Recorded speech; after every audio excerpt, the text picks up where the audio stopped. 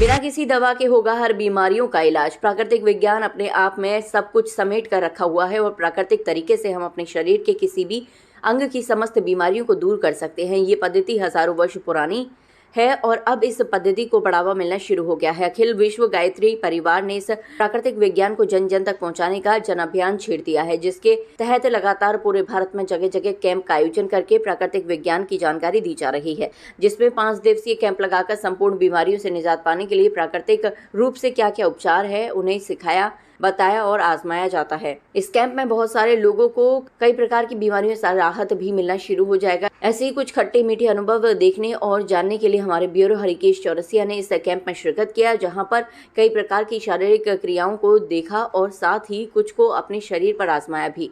प्राकृतिक विज्ञान यानी नेचुरल थेरेपी के रूप में विश्वविख्यात है और इसको करना बहुत ही आसान है। इसमें किसी प्रकार की दवाओं का सेवन वर्जित है, ना ही आयुर्वेदिक, ना ही एलोपैथिक, ना ही यूनानी और ना ही होम्योपैथी। आइए चलते हैं कैंप पे और आपको ऐसी पद्धतियों से रूबरू करवाते हैं जिनको आप बहुत ही आसानी से घर पर इस्तेमाल करके अपने शरीर को निरोगी बना सकते हैं। ये गंभीर से गंभीर बीमारियों में भी आप राहत और पूरी बीमारी को खत्म कर सकते हैं। विशेष रिपोर्ट ब्यूरो हरिकेश चौरसिया के साथ। अपने शरीर को रोग मुक्त करने के लिए बहुत सारे आसन होते हैं और गायत्री परिवार का विजन है, मिशन है और उनके परम गुरु जी का ये भी ध्येय है कि किसी भी व्यक्ति को दवा ना लेनी पड़े और ऐसी थेरेपी बताई जाएगी, ऐसे योग बताए जाएंगे जिससे बड़ा आराम से हो जाए। अब जैसे अभी आप देख पा रहे हैं, ये सिकाई कर रहे हैं, पेट पे सिकाई कर रहे हैं, गर्म पानी से इसकी सिकाई करेंगे, फिर मिट्टी लगा के इसको ठंडा करेंगे। इससे लाभ क्या होता है ये सब चीज़ें हम जानेंगे, इनसे क्या क्या लाभ मिलता है। हमारे बीच में भाई साहब हैं, गायत्री परिवार से हैं, आप बताएंगे ये कौन सी प्रक्रिया है जो की जा रही है। ये पहले गर्म करते हैं पेट को, सारी आंत गर्म होके जो गंदगी जो कब्ज होती है वो पिघलती है। रबड़ नेती करने में कोई दिक्कत आती है नहीं आती, मैं बात कर लेता हूँ। प्रमुख जी ये बताइए कि रबड़ नेती आपने किया, बहुत ज्यादा मुश्किल तो नहीं हुई? नहीं, बहुत मुश्किल तो नहीं है। संयम रखना पड़ेगा, आराम से हो जाता है। आप कितने दिन से कर रहे हैं? 3 दिन से। कुछ रिलैक्स महसूस कर रहे हैं? किस प्रकार के रिलैक्स? नाक में जो पहले सांस लेने में दिक्कत होती थी वो नहीं है। अच्छा, किसी को अस्थमा हो, किसी को नाक से संबंधित यहाँ पे जो हड्डी बढ़ जाती है, हड्डी बढ़ जाती है, मसाज के लिए है। मस्तिष्क भी कोई रिलैक्स मिलता है? स्ट्रेस कम होता है? स्ट्रेस वगैरह? हाँ बिल्कुल, स्ट्रेस वगैरह बिल्कुल। ठीक है। और कौन कौन सी क्रिया आपने की? जल नेति कर रखी है हमने, रबड़ नेति की है, एनीमा होता है, स्टीम बाथ होता है। तो शुरू में देखिए थोड़ा सा आपको हिचक होती है, थोड़ा सा आपको घबराहट हो सकती है, लेकिन आसानी से देखिए करके बड़े आराम से आप ये रबड़ नेती कर रहे हैं, तो थोड़ा सा प्रयास के बाद ये बहुत ही रिलैक्स तरीके से आप लोग कर पाएंगे।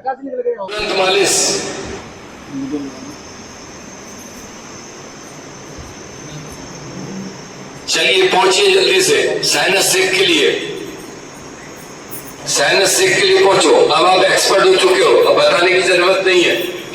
आज और कल दोनों दिन फटाफट ट्रीटमेंट लेना है, अब कुछ नहीं बताना आपको। जल्दी से पहुंचो और फटाफट ट्रीटमेंट लो। साइनस सेक करो, जलनेती करो, रबड़ नेती। बताया था, मैं उसका खुद अनुभव ले रहा हूँ। अंदर से ये काफ़ी गर्म है, इसमें स्टीम आ रही है, भाप आ रही है कुकर के माध्यम से, और अब मुझे गर्मी से महसूस हो रहा है। मेरे ऊपर सबसे पट्टी गर्म ठंडा किया जा रहा है, जो इसकी प्रक्रिया है। और इस प्रक्रिया के माध्यम से इसका लाभ जो मिलना है, टॉक्सिन बाहर आती है, तो बॉडी मुझे अंदर जो है वो काफ़ी पसीना आ रहा है, और चेहरे पर तो अभी शायद नहीं दिख रहा होगा, लेकिन हल्का हल्का मुझे महसूस हो रहा है कि चेहरे पर पसीना आ रहा है। अंदर मेरा पसीना काफ़ी तेज़ी से बह रहा है, और इसको सहने तक आप लोग ले सकते हैं। इसकी पूरी प्रक्रिया बताई जाती है, गायत्री परिवार के लोग पूरा इसका प्रशिक्षण दे रहे हैं, तो इस चीज़ को आप भी घर पर आजमाएं, लेकिन उससे पहले प्रशिक्षण जरूर लेना जरूरी है।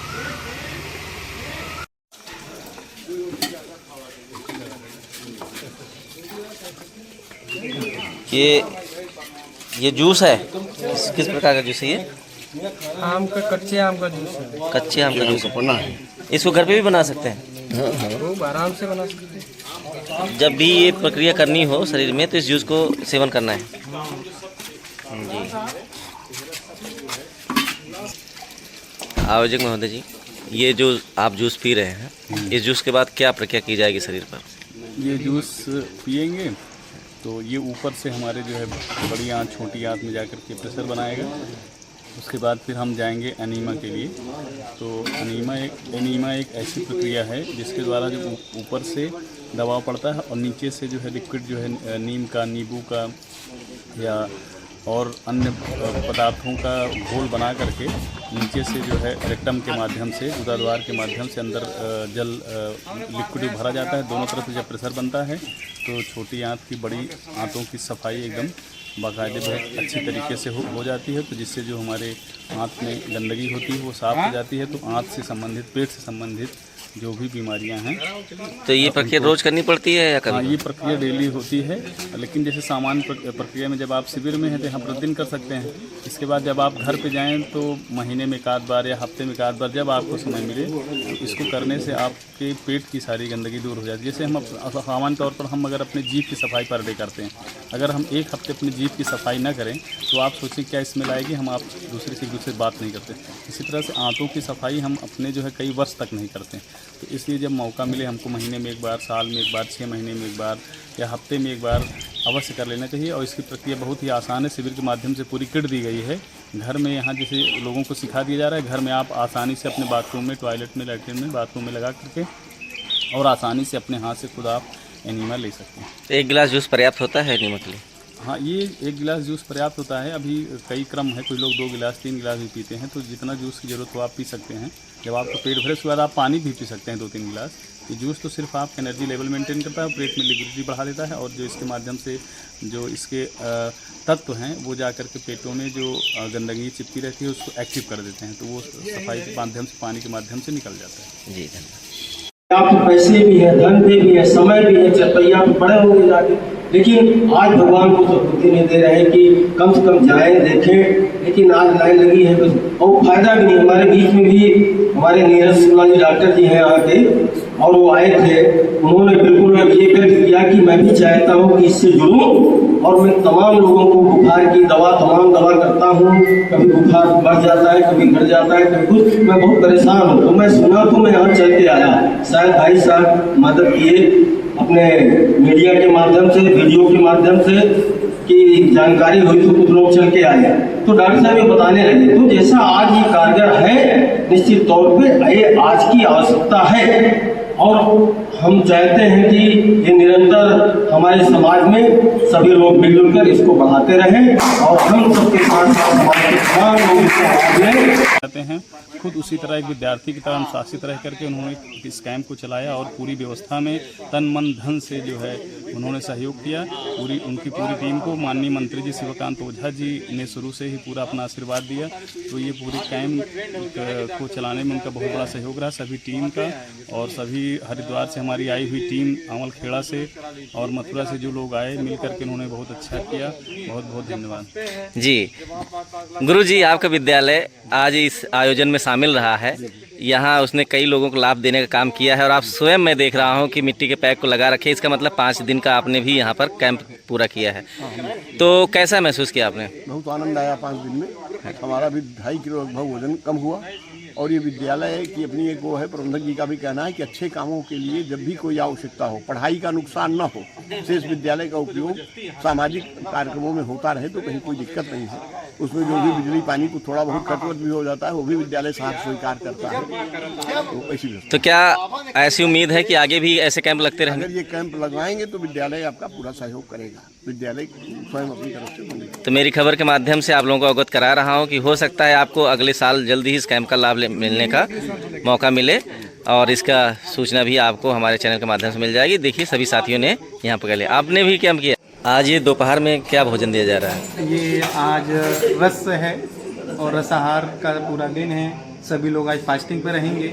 लोग एक्चुअली में उपवास के बहुत सारे मायने हैं। लोग कहते हैं कि उपवास करते हैं, पर एक्चुअली में आप देखेंगे सच तो ये है कि वो उपवास तो नहीं होता है। आप घर में रहते हैं तो बहुत सारी चीज़ें, कुट्टू आटे की रोटी हैं, समा के चावल, बहुत सारी चीज़ें करते हैं। अगर रियल आपको व्रत रखना है, उपवास रखना है, तो आप यहाँ नेचुरोपैथी प्राकृतिक चिकित्सा का शिविर आपके लालगंज प्रतापगढ़ में लगा हुआ है। वहाँ पे लगभग 30 से 40 शिविरार्थियों ने इसमें पार्टिसिपेट किया है। तो आप देख सकते हैं कि सच में उपवास क्या है। तो आज ये पूरे दिन रसाहार पे रहेंगे। फिर अगला जो 1 घंटे बाद इनको एक और पेय मिलेगा, वो होगा नारियल का दूध। जो बाकी लोगों की मान्यता है कि दूध हम गाय का लें, भैंस का लें, पर जब गाय और भैंस उपलब्ध नहीं होती है तो एक नारियल का दूध बहुत अच्छा बनता है। तो आज अभी 1 घंटे बाद इनको नारियल का दूध मिलेगा। फिर शाम को इनको मिक्स वेज फ्रूट सब्जी मिलेगी, जिसमें बहुत सारी यहाँ प्रकार की सब्जी होंगी। तो ये सच में एक रियल उपवास है। और ये आपका रसाहार है, देखने में तो बहुत ही स्वादिष्ट दिख रहा है। इसमें क्या क्या मिलाया गया? इसमें ये केला है, आम है और पपीता है और इलायची पाउडर है और गुड़ इसमें थोड़ा सा डला हुआ है। ये इस प्रकार इसकी रेसिपी है और बहुत स्वादिष्ट होगी। आप लोग जब पियेंगे और चेक करेंगे तो जी बिल्कुल, अनुभव तो लेंगे। धन्यवाद।